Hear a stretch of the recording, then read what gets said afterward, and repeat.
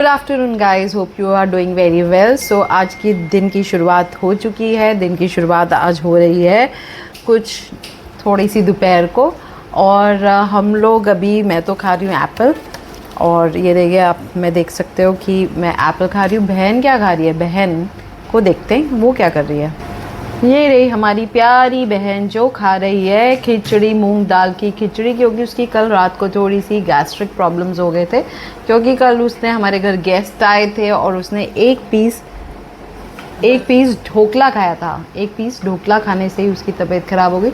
अब दिखाओ अपनी खिचड़ी। मेरी खिचड़ी है, इसमें मैंने बॉइल्ड चने मिक्स किए हैं टू ऐड प्रोटीन। और जो खिचड़ी भी है मेरी, उसमें चावल कम है और मूंग दाल ज़्यादा है।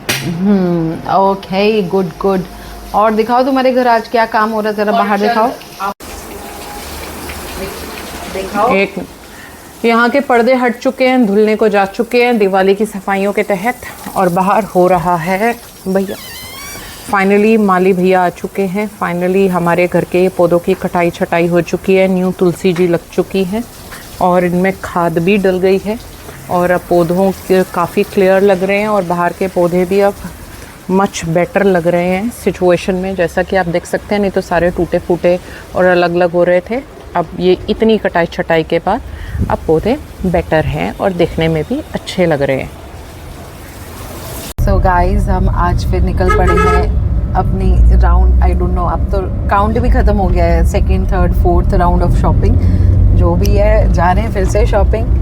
और रजौरी गार्डन जा रहे हैं आज हम shopping. We are not going to jewellery market. और आज देखते हैं वहाँ पे क्या नई वेराइटी आई हुई है, क्या नया स्टफ़ हम बाय कर सकते हैं दिवाली से रिलेटेड। और कुछ घर में भी एक इम्पॉर्टेंट इवेंट आ रहा है, उसके भी अपडेट्स हम आके आपको देते रहेंगे। उसकी भी हम शॉपिंग करने जा रहे हैं। और आज मैंने और मेरी सिस्टर ने बाई चांस करी ट्विनिंग बोलते हैं, मैं ट्विनिंग। इसी देखो, मैंने अपने कपड़े निकाले, इसने अपने कपड़े निकाले। ना हमारा कोई डिस्कशन हुआ ना कुछ हुआ, क्योंकि मेरी बहुत कंफर्टेबल ड्रेस है और मेरा भी एकदम कॉटन का ये कॉर्ड सेट है। और जब हम दोनों ने एक दूसरे को देखा तो इट वाज लाइक अरे यार।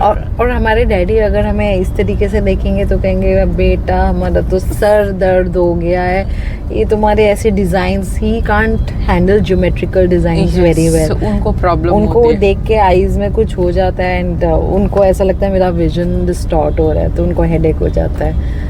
तो हम उन्हीं की बात याद कर रहे थे। और हम अभी कैब में हैं और हम आपको अपडेट्स देते रहेंगे। और प्लीज़ बताइए गाइस, मेरी बहन को सर्दी लगती है और मुझे बहुत गर्मी। तो प्लीज़ बताइए आप लोगों का क्या हाल है, क्योंकि मुझे तो अब ऐसे अपने ऊपर सेल्फ डाउट होने लगे हैं।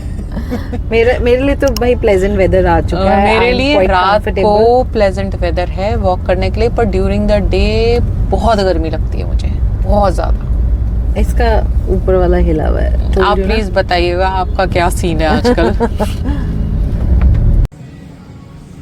हम रजौरी में शॉपिंग करते करते पहुंच गए ज़ूडियो। और वहां से मैंने उठा ली ये 3 फुटवेयर्स, क्योंकि बहुत ही रीज़नेबल प्राइजेस में मिल रही है। Guys, you must go to Zudio. एंड मैं वहां की कलेक्शन देख के काफ़ी सेटिस्फाइड थी। The quality is very good. The green one, I love the colour. आप इसे ब्लू जीन्स के साथ पहनोगे तो बहुत अच्छे लगोगे। और मैंने एक बेज लिया, एक मैंने सिल्वर लिया, सिल्वर एंड वाइट। तो मुझे तो इतना मज़ा आ गया, मतलब मेरा फर्स्ट एक्सपीरियंस था एट ज़ूडियो। मैंने सुना ही था कि वहाँ पे प्राइजेस बहुत रीज़नेबल होते हैं, but I was quite happy with the prices and the variety. And आजकल हर जगह सेल चली हुई है, तो guys don't miss out on the opportunity of finding your favourite footwears in a very reasonable prices. So this is what I recommend. बाकी आप अपने खुद कॉन्शियसली वहाँ पे जाइए, अपने डिज़ाइंस देखिए, वेराइटी देखिए। गाइस, एज प्रॉमिस्ड हम आपको दिखा रहे हैं रजौरी के ग्लिम्स। मार्केट कितनी लिटअप है आप देख सकते हैं, हर जगह दिवाली की डेकोरेशन है। And I must tell you, Rajouri की बात ही अलग है, वाइब ही अलग है, वैरायटी ही अलग है। जितनी भी मार्केट्स चले जाओ, मेरी तो most favourite market Rajouri garden है। मैं पहले बहुत आती थी, अब ड्यू टू गुड़गांव शिफ्ट होने के बाद कम मुझे चांसेस मिलते हैं, बट मैं जब इतने सालों के बाद आई तो मुझे यहाँ पे मेरी बहुत फेवरेट चीज़ें मिली। Hello friends, welcome back to our channel. मैं आपका मित्र संदीप शर्मा आज आपका स्वागत करता हूं दोबारा से अपने ब्लॉग में। और आज हमने पूरे दिन कुछ नहीं किया क्योंकि घर में बहुत साफ सफाई करी आज हमने, मतलब वैसे कुछ नहीं किया, मगर मैं आपको दिखाऊंगा कल। मैंने पूरी छत साफ करी, कूड़ा हटाया, वहां से लाइटें लगाई। अभी और भी लाइटें लगनी ही हैं क्योंकि दिवाली आ गई है, तो सारी डेकोरेशन वगैरह चल रही है। आगे उसके बाद जिम और साइकिलिंग से शुरू किया हमने अपना वर्कआउट। आज था बाइसेप और ट्राइसेप डे। कनिष्क शर्मा थोड़े से अभी रिकवर चल रहे हैं, रिकवरी पे, पूरे फिट नहीं हुए, मगर फिर भी अगला मेहनत कर रहा है, आ रहा है। तो मैं इसीलिए बड़ा प्राउड फील करता हूँ कि at least is keeping the legacy of lifting wait in the family.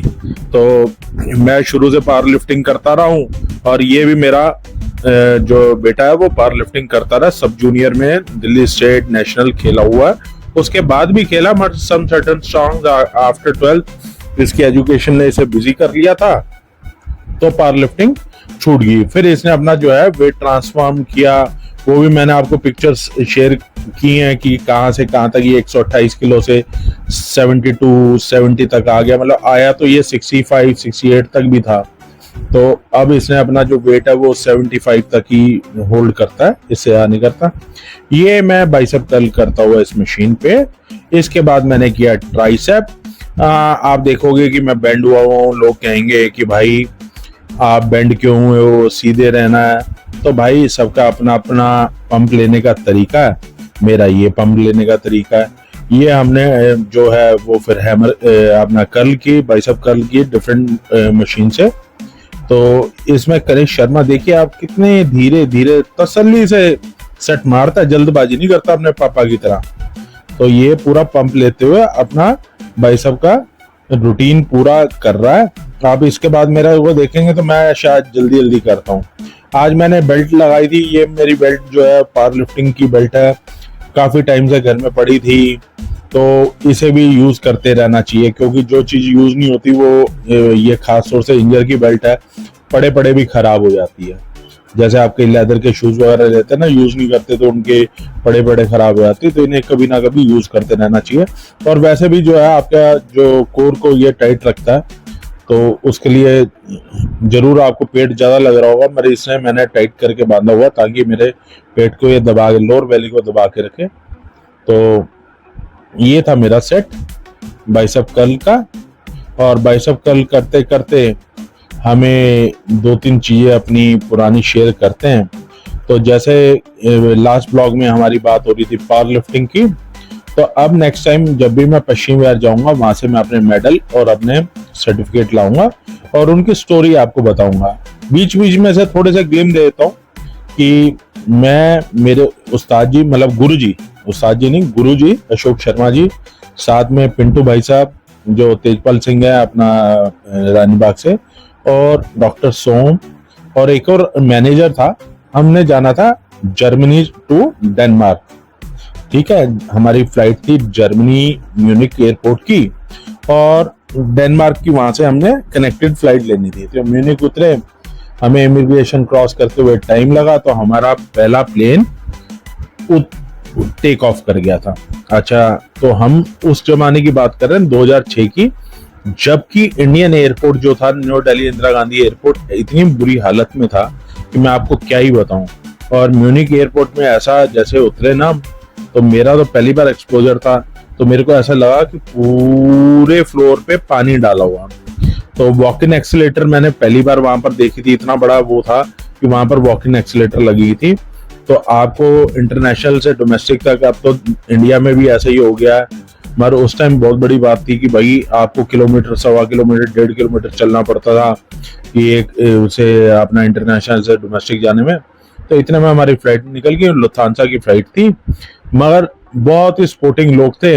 उन्हें हमारे को वहाँ कैफेटेरिया में बिठाया जहाँ हमारे को फ्री चाय, कॉफी और कुकीज वगैरह मिली, और हमें भूख भी बहुत लग रही थी, उस टाइम सुबह का टाइम था। तो हम वहाँ बैठे रहे। अगले 2-3 घंटे बाद जब दूसरी फ्लाइट आई तो उन्होंने अरेंज किया हमें उसमें जाने के लिए। कनिष्क शर्मा चला गया था ऊपर मुंह धोने के लिए, बेचारा बीमारी चल रहा, पूरा रिकवर नहीं हुआ। तो ये वीडियो मेरी किसी और ने बनाई जिसमें मैं ट्राइसेप कर रहा हूँ। अब उसे कहा था बेटा हॉरिजॉन्टल बनाइए, उसने फिर वर्टिकल बना दी, तो इसे मैं सेट करूंगा। अब यहाँ पर आगे थे हम हैमर कर्ल पे। तो यही था आज का वर्कआउट, हैमर पे हमने एंड कर दिया था। तो मिलते हैं अगले ब्लॉग में, तब तक आप बने रहिए, लाइक कीजिए, सब्सक्राइब कीजिए, शेयर कीजिए और कमेंट कीजिए। आपके कमेंट तो हमारे लिए प्रेरणा स्रोत हैं। और बताइए कि जो मैंने पहला ब्लॉग बनाया, इससे पहला वाला ब्लॉग बनाया पावर लिफ्टिंग का, वो आपको कैसा लगा। और मिलते हैं कल अगले ब्लॉग के साथ और नए नए ग्लिम्स के साथ, जो पावर लिफ्टिंग से रिलेटेड ग्लिम्स है वो मैं आपको बताऊंगा। तब तक के लिए गुड नाइट, फिर मिलेंगे।